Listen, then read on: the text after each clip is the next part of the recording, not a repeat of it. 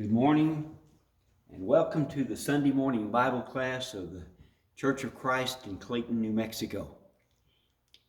We're going to do a little something different this morning. We're going to vary from our Bible study of the book of Hebrews, at least for this Sunday.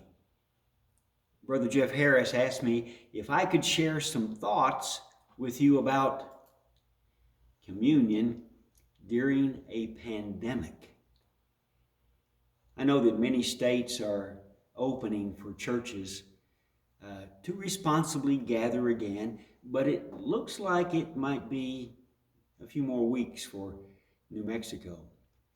Now here in Goodwill, Oklahoma, we are 12 miles from one of the nation's hottest hotspots, Guymon. And it seems that they're gaining cases by 100 a day. We want to stay 12 miles from there. We would love, however, to be with you in Clayton. But don't give up. That time is coming. I know that many religious groups are doing virtual religious services in different ways.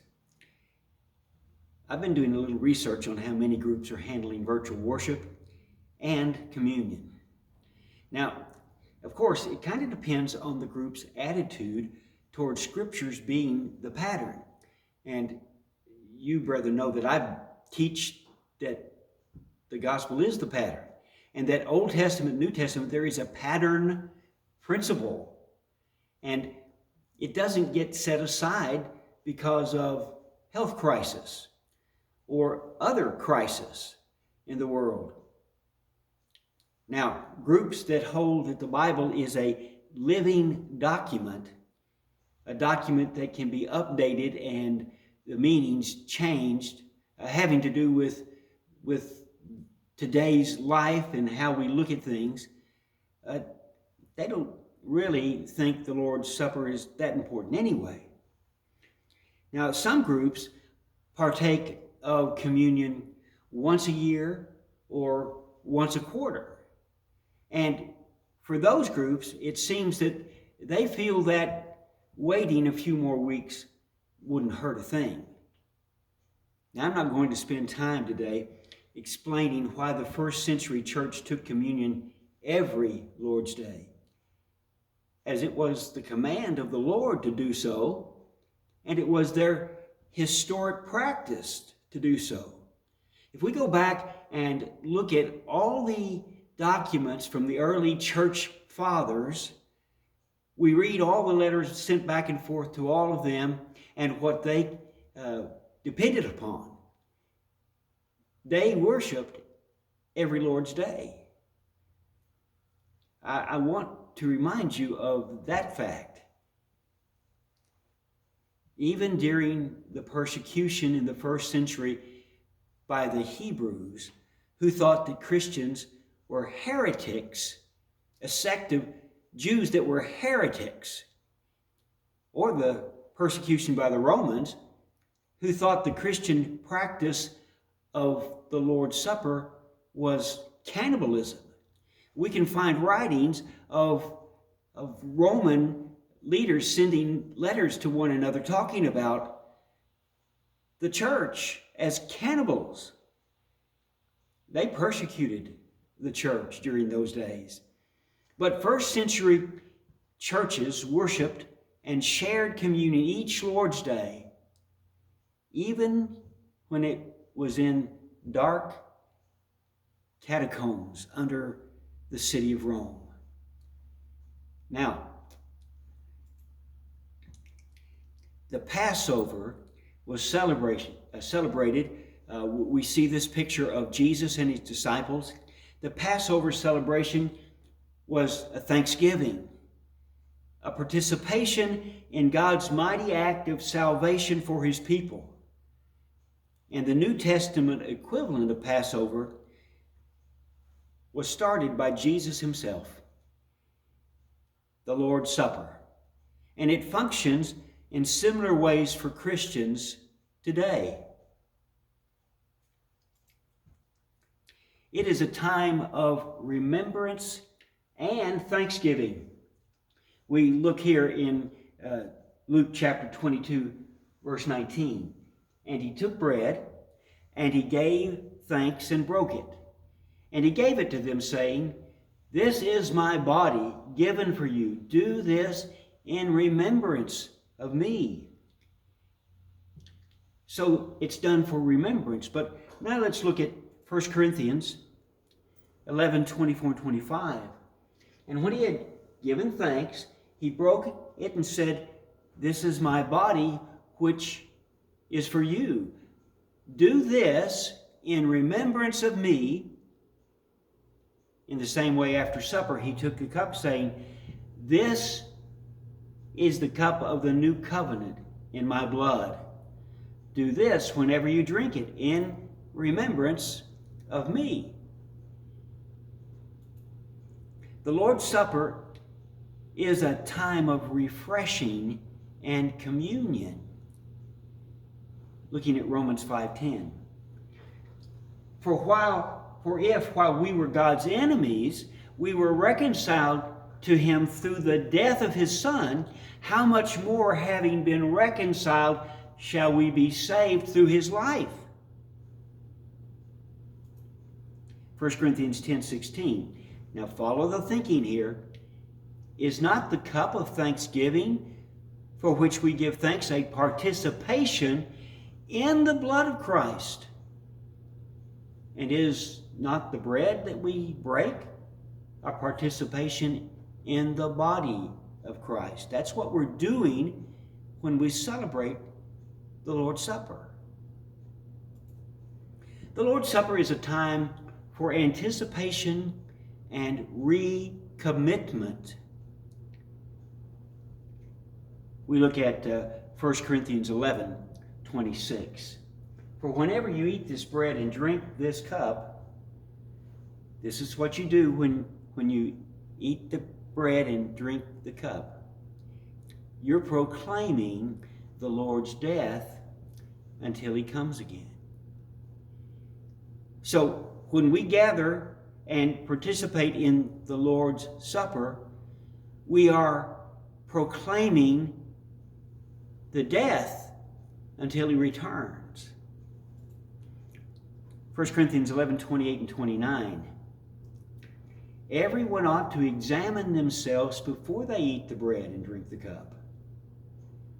For those who eat and drink without, now catch this part. What are we doing when we eat the bread and drink the cup? We're thinking about the body of Jesus hanging on that cross. We're thinking about the blood that he is spilling for our sakes. That's what we're discerning. We're remembering, and that's a big part of this.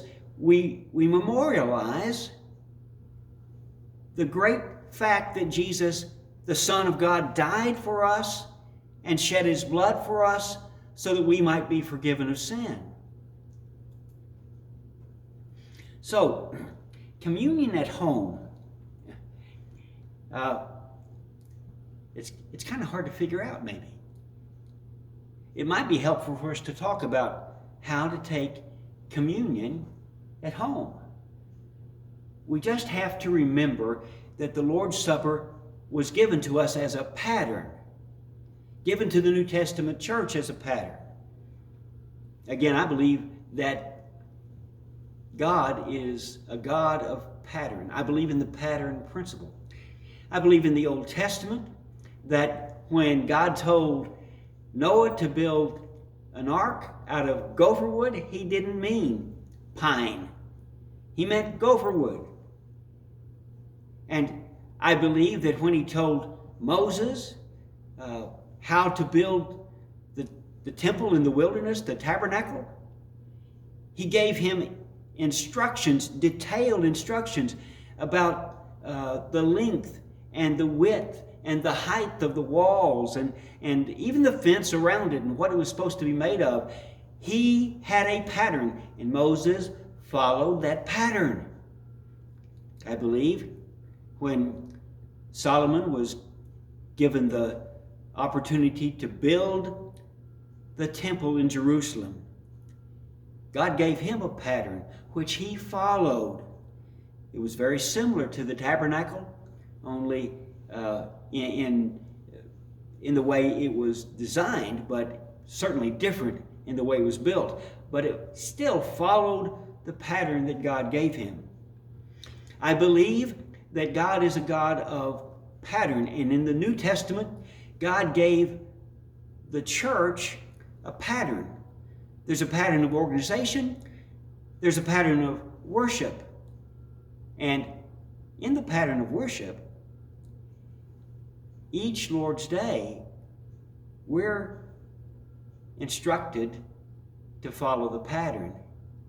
And the big deal is, how do we do that?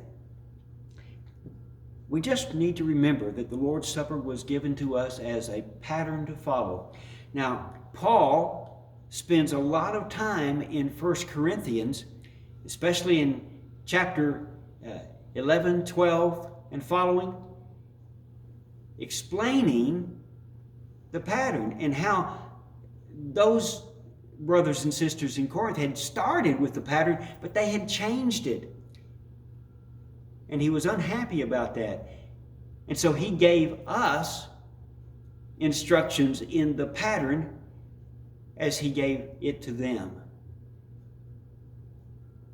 And so we just need to follow the pattern. Now, I know that the internet is full of substitutes for the real thing when it comes to the worship at home. I've seen people using Ritz crackers and grape Kool-Aid and other suggestions. But, you know, we just need to keep it simple. And so I wanted to show you what I've done. Now, for the last 8 or so weeks, I lose count. But what I've done is I've had a box of 500 little pieces of unleavened bread that I bought for the Bible chair years ago. And I want to tell you, that stuff's stale. And so, in preparation for this lesson, I just made some unleavened bread. And if I can do it, I want to tell you, you can do it. My wife will tell you that I can cook, but I can't bake. Well, I want you to know I can bake unleavened bread. And if I can do it, you can do it. So take a look. I took a 2-cup measuring cup. I took flour out of the canister, and I just dumped some in the 2-cup measuring cup. I did not measure it. I just put some in there. I make pancakes every Saturday morning, and so I just put about as much flour in there as I usually put pancake mix. And so, actually, I have to correct that. I make waffles, but same thing. Okay, so I just put the flour in the cup. I added water and started mixing till I got the consistency I thought was about right. And then I thought, you know, I want this to come out as a ball, so it's not so sticky. So I just sprayed Pam in there and stirred it up. Now, Ruth told me later that it probably would be better if I'd used olive oil. That would be good, and it'd also give it some flavor. Or I have olive oil, Pam, I should have used that. Or I could have used maybe melted butter and mixed it in there. And so it would have some flavor. But I stirred it in, and then the next thing I did is I dumped that ball of flour out on the cutting board with some wax paper, and I rolled it around. I pre-floured the wax paper, and I rolled the dough around on that wax paper, getting it all into a ball. Didn't take long. Next, I just used the rolling pin, and I rolled it out, and I made it fairly thin. You could make it thicker, but it'd take longer to bake and make fewer pieces. then I scored it. It just occurred to me that if I was going to make it into small pieces, it would make sense for me to cut them first, at least partially cut them, so that it would break apart when it was done. So I scored them, and then I baked them. Now, this is what it looked like when it was through baking. If you can see, it's on the parchment paper that I put it in the oven on. And it's baked and ready for me to break apart. Now I put back here, this is the box that I'm replacing. You could just order online a box of Broadman's communion bread. And if you can get less than 500, you might want to do that. But then after I made this, it occurred to me, if you roll out some pie dough and score it and bake it, how quick would that be? And as far as I can tell, looking at the ingredients, that's the same thing as unleavened bread. And so that would not only be easy, but it would taste good if you like pie dough like I do. This is what Ruth and I end up using for our Lord's Supper. Now, here's our 2 pieces of scored bread. I put the rest in a sack, have it in the refrigerator so it'll keep for a good while. And then we just get Welch's grape juice and put it in a cup. And, I have to share this with you. We're one-cuppers. We're already giving each other whatever we've got. And so we share the cup. But if you want to put it in different cups, that's okay. But I use grape juice like we do on Sunday morning because grape juice is the fruit of the vine. And I believe I could argue that that's exactly what they used at the Lord's Supper on the night before Jesus died. Because grape juice is the unleavened juice of the grape. And during Passover, they would not allow any leavening agent or leavened item inside the city limits. And so the grape juice we drink is very much the same as what they drank, the fruit of the vine. And so what I wanted to point out to you today is that the Lord's Supper is easy. It's not a hard thing to do. And if you're remembering the death, burial, and resurrection of Jesus, that is exactly what he set up the Lord's Supper to do. Do this in my memory. That's what we want to do. Do the Lord's Supper in remembrance of him. So, whatever you do in word or deed, do me a favor. Do all in the name of the Lord. And until we meet again, may the good Lord take a liking to you. Happy trails.